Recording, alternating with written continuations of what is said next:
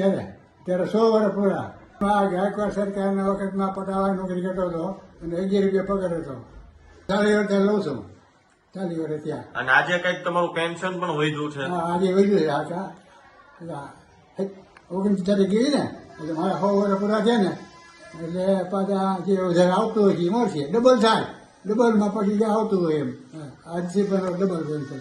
કેટલામી પેઢી જોઈ તમે અત્યાર સુધીમાં? 5 નાના છોકરા. 5 પેઢી. હા. ખાવા પીવાની વાત કરું તો તમે કેટલા શું ખાવું પીવો છો કે 100 વર્ષ તમે કાઢ્યા? રોટલા શાક હવે દેશી માણસને દાળ બાળ પછી ખાઈ. ડુબોકામાં શું છે, દાંત નથી. આ છોકરું છે, દાંત નથી એટલે કઠણ કાંઈ ન ખવાય. ખાવાનું કોઈ બહુ નથી. હું ચા પી લઉં ને તો 24 કલાક કાઢી દઉં. 24 કલાક ન ખાવ તો મને ચક્કર આવે કે પડી જાય એવું કાંઈ ન થાય. કઈક બીમારી છે કઈ તમને? બીમારી કાંઈ નથી મને. કાંઈ બીમારી નથી. તમને લાગે મારી મને પછી યાર હોવાળા બધા આવો બોલ્યો છે. બોલી જ ન હોય ને.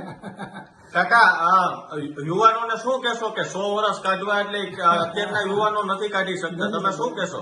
હોય ને, ખબર તો હોય ને. એને શું યુવાનોને વ્યસન વસ્તુ છે ને, વ્યસન બહુ ખરાબ છે.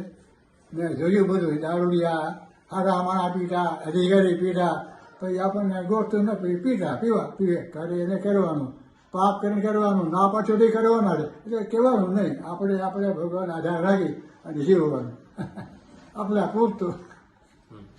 મારા ફાધર અમરેલી રહેતા હતા અને ત્યાં એક સરકારી નોકરિયાત હતા. એ પટાવાળાની નોકરી કરતા ને ખાસ તો એ અધિકારીની ઘરે નોકરી કરતા, ઓફિસ વર્ક નહોતા કરતા.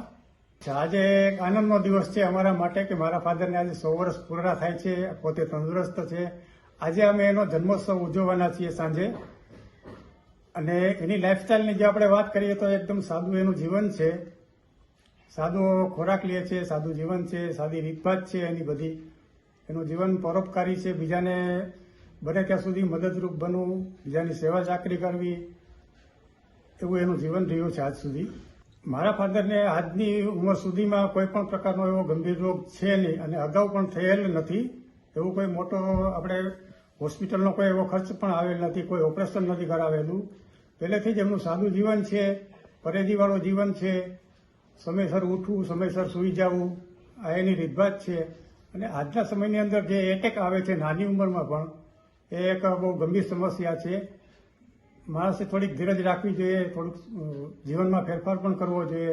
ખાણીપીણીમાં છે, વિચારોમાં છે, જીવનશૈલીમાં છે. અતિ દોડધામ કરવાથી ઘણી બધી ચિંતાઓ ઉદ્ભવતી હોય છે. આમાં જરાક વિચારીને કામ કરવું જોઈએ.